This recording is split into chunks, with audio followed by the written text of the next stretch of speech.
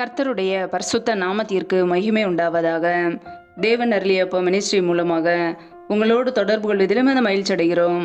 இன்றைக்கும் இந்த நாளிலும் தேவன் நமக்கு கொடுக்கிற வார்த்தை 27ஆம் சங்கீதம் 14ஆம் வசனம். கர்த்தருக்கு காத்திரு, அவர் உன் இருதயத்தை ஸ்திரப்படுத்துவார்.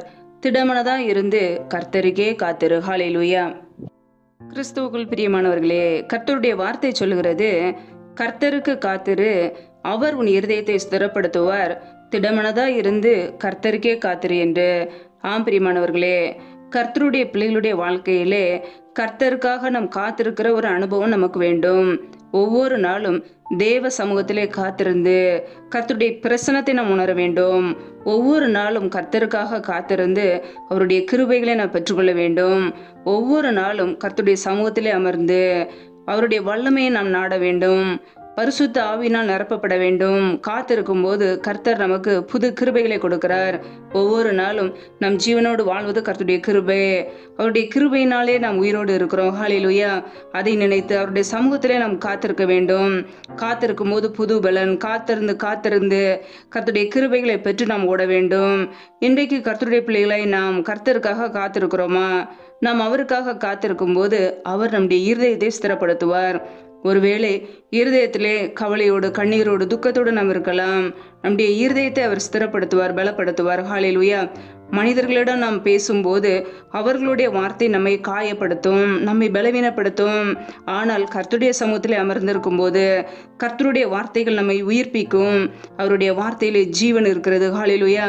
அவர் நம்முடைய இருதயத்தை ஸ்திரப்படுத்துவார், பலப்படுத்துவார், நம்மை திடப்படுத்துவார். திடமனதா இருந்து நம் கர்த்தருக்கே காத்திருக்க வேண்டும். ஒவ்வொரு நாளும் அதிகாலையிலே தேவ சமூகத்திலே காத்திருக்கும் போது, எப்பொழுதெல்லாம் நமக்கு நேரம் கிடைக்கிறதோ அப்பொழுதெல்லாம் தேவ சமூகத்திலே காத்திருக்கும் போது, அவரை துதிக்கும் போது, அவருடைய நாமத்தை உயர்த்தும் போது, வேதாகமத்தை எடுத்து வாசிக்கும் போது, இரவும் பகலும் தியானிக்கும் போது கர்த்தர் நம்மை நிச்சயமாய் ஆசீர்வதிப்பார். ஹல்லேலூயா. கர்த்தருக்கு காத்திருக்கிறவர்கள் ஒரு நாளும் வெட்கப்பட்டு போவதில்லை. ஹல்லேலூயா. நாம் அவருக்காக காத்திருப்போம் என்றால் நிச்சயமாய் நம்முடைய வாழ்க்கையிலே நன்மைகளை பெற்றுக்கொள்வோம். ஒருவேளை இந்த உலக காரியங்களிலே அநேக நேரங்களிலே காத்திருக்கிறோம். ஒரு பஸ்ஸுக்காக காத்திருக்க வேண்டியது அவசியம். பிரயாணம் போக வேண்டும் என்றால் ட்ரெயினுக்காக காத்திருக்க வேண்டியது அவசியம். அல்லது ஒரு கடைக்கு செல்வோம் என்றால் பல திங்ஸ் வாங்க நாம் காத்திருந்து வாங்க வேண்டியது அவசியம். ஆனால் நம் கர்த்தருக்காக எவ்வளவு நேரம் காத்திருக்கிறோம்? உலக வேலைகளுக்கு செல்லும் போது அநேக காரியங்களிலே காத்திருந்து தான் நாம் செய்கிறோம். காத்திருந்தால் மாத்திரமே நன்மைகளை பெற்றுக்கொள்ள முடியும். ஆனால் கர்த்தருக்காக நாம் எவ்வளவு நேரம் காத்திருக்கிறோம்? ஒவ்வொரு நாளும் முதலாவது தேவனுடைய சமூகத்திலே காத்திருந்து அவரை துதிக்கிறோமா? அவருடைய நாமத்தை உயர்த்துகிறோமா? கர்த்தரை தேடுகிறோமா? பரலோக ராஜ்யத்தை தேடுகிறோமா? அவருடைய நீதியின் வசனத்திலே பழக்கப்படுகிறோமா? நாமே சற்று ஆராய்ந்து பார்ப்போம். நாம் கர்த்தருக்காக காத்திருக்கும் போது அவர் நம்முடைய இருதயத்தை ஸ்திரப்படுத்துவார். நம்முடைய இருதயத்தில் உள்ள பாரங்கள், சுமைகள், துக்கங்கள் எல்லாம் மறைந்து போகும். கர்த்தர் நம்மை ஆசீர்வதித்து அவருடைய சமாதானத்தினால் நிரப்புவார். நம்முடைய இருதயம் முழுவதும் சமாதானத்தினாலும் சந்தோஷத்தினாலும் நிரம்பி இருக்கும். கர்த்தருடைய பிள்ளைகள் யோசித்து பாருங்கள், கர்த்தருக்காக எவ்வளவு நேரம் காத்திருக்கிறோம்? நம்முடைய வாழ்க்கையிலே கர்த்தருக்காக காத்திருக்கும் போது புது பலனை பெற்றுக்கொள்ள முடியும். ஹல்லேலூயா. சோர்ந்து போகிறவனுக்கு அவர் பலன் கொடுக்கிறவர். அவருடைய சமூகத்திலே காத்திருக்கும் போது ஒவ்வொரு நாளும் புதிய புதிய கிருபைகளை கொடுத்து நம்மை ஆசீர்வதிக்கிறார். கர்த்தருக்கு காத்திருக்கிறவர்களோ புது பலன் அடைந்து கழுகுகளைப் போல செட்டைகளை அடித்து எழும்புவார்கள். ஆம் பிரியமானவர்களே, காத்திருந்து புது கிருபைகளை பெற்றுக்கொள்வோம். கழுகுகளைப் போல செட்டைகளை அடித்து எழும்புவோம். நம்முடைய வாழ்க்கை ஆசீர்வதிக்கப்பட்டதா இருக்கும். ஹல்லேலூயா. கர்த்தர்தாமே இந்த வார்த்தையின்படி உங்களை ஆசீர்வதிப்பாராக. ஆமென். நம்மை நாமே அவருடைய சமூகத்திலே தாழ்த்தி அர்ப்பணித்து ஜெபிப்போம். ஜெபம். எங்களை அதிகமாய் நேசிக்கிற எங்கள் அன்பின் பரலோக தகப்பனே, மை துதிக்கிறோம், ஸ்தோத்திரிக்கிறோம் அப்பா. இந்த நாளிலும் கூட உடைய வார்த்தைகளோடு எங்களோட பேசினீரு. அதற்காக உமக்கு ஸ்தோத்திரம், ஸ்தோத்திரம், ஸ்தோத்திரம். யாரெல்லாம் இணைந்து ஜெபிக்கிறார்களோ ஒவ்வொரு பிள்ளைகளும் உடைய கரங்களிலே அர்ப்பணிக்கிறோம். ஒவ்வொரு குடும்பங்களையும் ஆசீர்வதிங்கப்பா, பாதுகாத்து கொள்ளுங்க. பிள்ளைகள் என்னென்ன வேலைகள் செய்கிறார்களோ எல்லாவற்றையும் ஆசீர்வதிங்க. கையின் பிரயாசங்களை பெருக பண்ணுங்க, வர்த்திக பண்ணுங்க. கையின் பிரயாசங்கள் தேவையில்ல செலவுக்கோ, வீண் செலவுக்கோ, மருத்துவ செலவுக்கோ, வட்டிக்கும் சொல்லி போகாதபடிக்கு என் தேவன் பிள்ளைகளை ஆசீர்வதித்து உயர்த்துவீராக.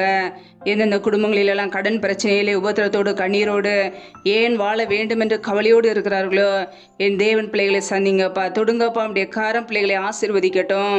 மற்றவர்களுக்கு முன்பாக நிந்தையோடு அவமானத்தோடு கண்ணீரோடு வாழாதபடிக்கு பிள்ளைகளை தலைநிமிர செய்யுங்க. கடன் என்ற நிந்தையிலிருந்து நீக்கி பிள்ளைகளை ஆசீர்வதிங்க. கையின் பிரயாச பிரயாசங்களை பெருக பண்ணுங்க. பிள்ளைகளை கடன் கொடுக்கிறவர்களாய் மாற்றுங்க அப்பா. நம்முடைய கரங்களிலே அர்ப்பணிக்கிறோம். எந்தெந்த குடும்பங்களிலெல்லாம் சரீரத்திலே பலவீனத்தோடு நோயோடு வியாதியோடு இருக்கிறார்களோ என் தேவன் அவர்களை தொடுங்கப்பா. நம்முடைய சுகமாக்கு கரம் பிள்ளைகளை தொட்டு சுகமாக்கட்டும். பலவீனத்திலே நம்முடைய பலன் பரிபூரணமாய் விளங்கட்டும். என் தேவன் அற்புதம் செய்கிறவர். பிள்ளைகள் வாழ்க்கையில ஒரு அற்புதத்தை கட்டளையிடுவீராக. சுகமாக்குங்க, விடுதலையாக்குங்க. அப்படியே கரங்களிலே அர்ப்பணிக்கிறோம் அப்பா. இந்த நேரத்தில் நம்முடைய கரங்களிலே எங்களை தாழ்த்தி ஜெபிக்கிறோம். யாரெல்லாம் வேலைக்காக காத்திருக்கிறார்களோ பிள்ளைகள் படிப்புக்கேற்ற நல்ல வேலைகளை ஏற்படுத்தி கொடுங்கப்பா. நம்முடைய கரங்களிலே அர்ப்பணிக்கிறோம்.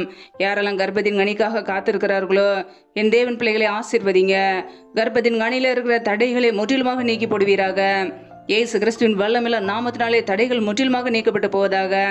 ரீபா லாஹாதர ஷாக்கா ராக்கா தூரி கரதரபலா ரீ ஆக்கபூர சந்த ரதன ஹதரபலா. தடைகள் விலகுவதாக, தடைகள் விலகுவதாக. ரீபா ரஹாதர ஷஹா ரதர கரது ரீபா கே ரேஷே கே லே தேனே மா கரதரபலா. உனக்கு விரோதமாய் உருவாக்கப்படும் எந்த ஆயுதமும் வாய்க்காதே போகும் என்ற சொன்ன வசனத்தின்படி பிள்ளைகளுக்கு விரோதமாக எழும்புகிற ஆயுதங்கள் எல்லாம் நிர்மூலமாகட்டும் இயேசுவின் நாமத்தினாலே. சத்துரு கொண்டு வருகிற போராட்டங்கள், பிரச்சனைகள், தீமைகள் எல்லாம் நிர்மூலமாகட்டும் இயேசுவின் நாமத்தினாலே. ரீபா கபா ரஷா கர கதுரி கரா ஷேக்கே லே தேனே மாக்கரபா. தடைகள் விலகுவதாக. என் தேவன் ஆசீர்வதிங்க. தடைகளை நீக்கி போடுகிறவர் பிள்ளைகள் வாழ்க்கையிலே முன்சென்று எல்லா தடைகளையும் நீக்கி ஆசீர்வதிங்க. நம்முடைய கரங்களிலே அர்ப்பணிக்கிறோம் அப்பா. இக்கட்டு நாளிலே நீரே எங்களுக்கு அரணப்பா. எங்களுடைய வாழ்க்கையில் ஆபத்தான நேரங்களிலே நீர் மட்டுமே எங்களுக்கு பாதுகாப்பு. ஒவ்வொரு நாளும் எங்களை பத்திரமாய் பாதுகாத்து கொள்ளுங்க. சத்துரு கொண்டு வருகிற தீமைகளுக்கு, பயங்களுக்கு விலக்கி எங்களை பாதுகாத்து ஆசீர்வதிங்கப்பா. முற்றிலுமாக தாழ்த்தி ஜெபிக்கிறோம். எங்களுடைய குறைகள், குற்றங்கள் எல்லாவற்றையும் மன்னித்து உங்களுடைய இரத்தத்தினால் கல்வி எங்களை சுத்திகரித்து ஆசீர்வதிங்கப்பா. பரிசுத்தப்படுத்துங்க. எங்களுடைய வாழ்க்கையிலே ஒவ்வொரு நாளும் உமக்காக காத்திருக்க எங்களை அர்ப்பணிக்கிறோம். எங்களுடைய இருதயத்தை ஸ்திரப்படுத்துங்க, பலப்படுத்துங்க. திடமனதோடு உடைய சமூகத்திலே ஒவ்வொரு நாளும் காத்திருந்து புதிய புதிய கிருபைகளையும் நன்மைகளை பெற்றுக்கொள்ள எங்களை அர்ப்பணிக்கிறோம். எங்களோடு கூட இருந்து எங்களை பாதுகாத்துக் கொள்ளுங்க, ஆசீர்வதிங்க. உடைய கரங்களிலே தாழ்த்தி ஜெபிக்கிறோம். எல்லா துதி கன மகிமையெல்லாம் ஒருவருக்கே செலுத்துகிறோம். இயேசு கிறிஸ்துவின் மூலம் ஜெபிக்கிறோம் எங்கள் ஜீவனுள்ள நல்ல பிதாவே, ஆமேன். கர்த்தர் தாமே உங்களையும் உங்கள் குடும்பங்களையும் ஆசீர்வதிப்பாராக. ஆமேன்.